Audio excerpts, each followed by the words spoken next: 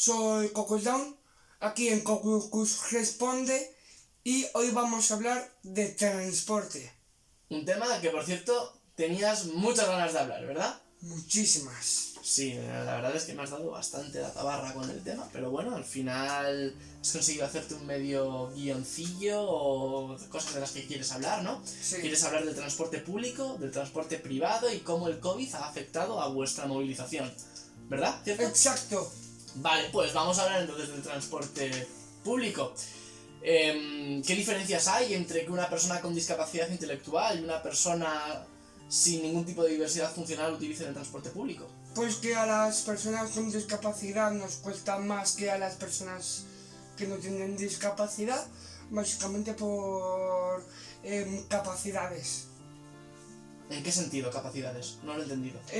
Pues que una persona con discapacidad se tiene que planificarse un día antes o un tiempo antes para poder ir a zonas completamente nuevas y que no han visitado. Pero una persona sin discapacidad, muchas veces, si yo por ejemplo voy a ir a un sitio al que no he ido nunca, antes de salir también me miro un poco por encima el viaje. O sea, ¿cuál es la diferencia entre una persona sin discapacidad y yo, por ejemplo, que también me lo tengo como que medio mirar?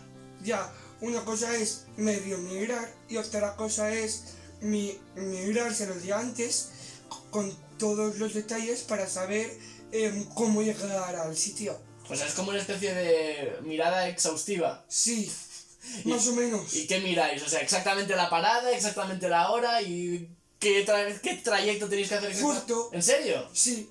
Hostias. Hostia, eso es una barbaridad. Sí que es verdad que yo, por ejemplo, cuando me lo miro más en más poco tiempo, ¿no? Sí. Pero bueno, entonces todos los chavales podríais hacerlo, todas las personas con discapacidad intelectual, podéis moveros con autonomía siempre y cuando tengáis ese día. Sí. ¿Sí? Sí. O bien pues tenemos que investigar dónde está presencialmente, ir ya un día antes al sitio para conocerlo. O sea, llegáis incluso al extremo de iros un día antes allí para ver cómo es el sitio. Sí. Para hacer como una especie de camino de prueba, para Sí. para no llegar tarde o no perderos la vez que vayáis a quedar de verdad. Exacto, porque a lo mejor el empezar, por ejemplo, a las 9 en un sitio que no conocemos, pues tenemos que mirarlo el día antes, saber dónde está y todo. Vale. Pero una vez hayáis hecho eso, absolutamente todas las personas con discapacidad podríais ir. O sea, no hay personas a que tengan más facilidad que tú, por ejemplo, en ese caso, o personas que, aun mirándoselo antes y demás, no puedan ir en transporte público. No todas las personas con discapacidad podemos hacerlo. Es decir, sí hay personas que tienen más capacidades para hacerlo, como yo, por ejemplo, pero también hay otras que realmente no pueden hacerlo. ¿Cómo que no pueden hacerlo? Como que necesitan a alguien que les lleve a los sitios. Y si no pueden moverse. Exacto. ¿Y porque están dependiendo continuamente de eso, sí. ¿Y conoces a alguna persona que tenga ese problema? Porque es un problema gordo, entonces. Sí, conozco a alguien. ¿Podrías ponerme algún ejemplo sin decir nombres? Por ejemplo, un compañero mío, también de discapacidad, en una asociación de personas con discapacidad vía límite, no pueden moverse solo.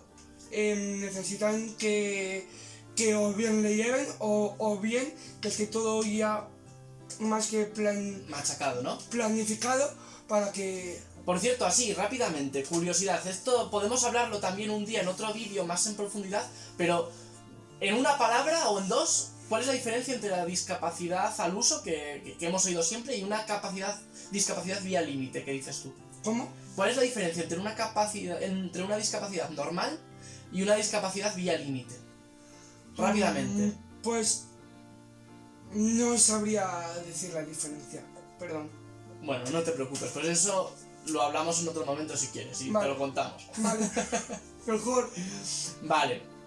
Y hablando de transporte público como tal, ¿no? O sea, sí. que es otra cosa que queríamos hablar del transporte privado. ¿El transporte privado lo usas? Sí. ¿Veas coches? Sí, a ver, no conduzco, pero sé que me llevan a los sitios de vez en cuando y ahora pues en época COVID pues sí me terminan llevando porque, bueno, digamos que no es tan seguro como el transporte público. Al revés, el transporte privado es más seguro que el público. Exacto. Vale. Y cuando no estábamos en el COVID, ¿también te llevaban en transporte privado de vez en cuando o nunca? De vez en cuando. ¿Cuándo, sobre todo? Pues cuando tengo que ir a un sitio que está bastante lejos, hay veces que me llevan. Y otras veces pues que por temas de organización familiar o lo que sea, pues me llevan. Con organización familiar te refieres a que vamos a ver a la abuela.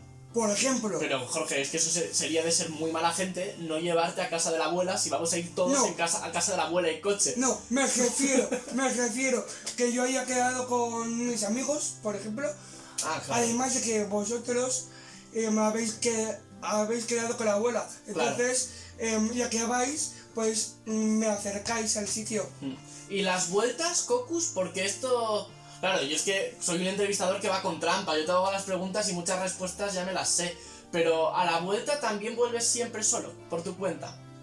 Ahora mismo sí. ¿Ahora mismo tienes más o menos. Y ahora mismo con el COVID te llevamos en coche a todos lados. A ver, es que ahora mismo más o menos vuelvo por mi cuenta usando la Renfe. Claro. Y luego para llegar a casa sí que me recogéis y Bien, pero yo estoy hablando sobre todo cuando no había pandemia y quedabas con tus amigos por la tarde, por ejemplo, para cenar. Sí. Luego la ida sí, yo es que recuerdo que sí que la hacías en transporte público, pero la vuelta muchas veces íbamos a recogerte. Sobre todo si era para volver más allá de las 10 de la noche. Claro, sí. También es verdad que cuando se hace de noche siempre enterar las preocupaciones de ¿y qué va a hacer Cocus? En general porque es más peligroso. Sí, y además sí. a vosotros os pueden intentar engañar y es algo que nadie quiere. Y tenéis que tener más cuidado en ese aspecto. Sí. Una cosa muy interesante que has dicho era que coges la Renfe, pero por ejemplo donde vivimos nosotros, que no vamos a decir el sitio porque a nadie le interesa de momento, Jorge.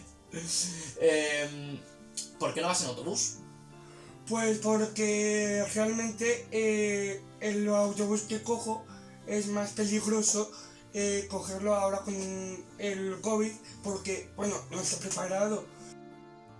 Los asientos muy juntos y siempre lo creas uno, vas a terminar incumpliendo las normas de la distancia que hay que llevar. ¿Y por qué una persona con discapacidad como tú, en concreto un síndrome de Down, tiene que tener tanto cuidado con las normas de seguridad? O sea, todos tenemos que tener cuidado, evidentemente. Pero, ¿por qué a ti te hace es especialmente importante? Lo digo porque muchos amigos míos y yo, aunque intentamos mantener la distancia de seguridad, utilizamos el metro. Y tú lo intentas evitar al máximo, también por tema de distancia. Sí. ¿Por qué razón? Pues porque somos personas de riesgo, unas más que otras, por patologías que ni yo lo entiendo, pero en el veneno de la serpiente os lo explicarán más detenidamente. El veneno de la serpiente. Bueno, yo pensé que no lo ibas a decir, bueno, es mi canal, ¿no? De YouTube. Sí, que es su canal. Tampoco hace falta que lo saques a colación. Pero muchas gracias. De nada. Porque no todas las discapacidades... O sea, por ejemplo, el síndrome de Down es una discapacidad que es intelectual, pero también es física. Sí.